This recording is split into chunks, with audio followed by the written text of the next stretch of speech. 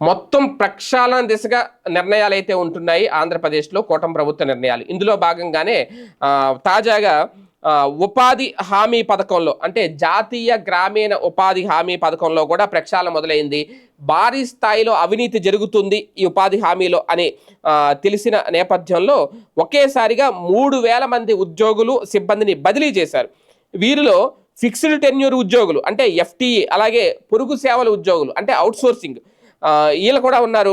ఒక మండలం నుంచి మరో మండలానికి, క్లస్టర్ నుంచి మరో క్లస్టర్కు వీళ్ళకి స్థానచలనం అయితే కల్పించారు. 15 రోజుల క్రితం వెలువడిన మార్గదర్శకాలపై కలెక్టర్ అలాగే చైర్మన్గా జిల్లా కమిటీలు ఈ బదిలీ చేపట్టాయి. 2 రోజుల క్రితం ఇందుకు సంబంధించిన ప్రక్రియ దాదాపుగా పూర్తయిపోయింది.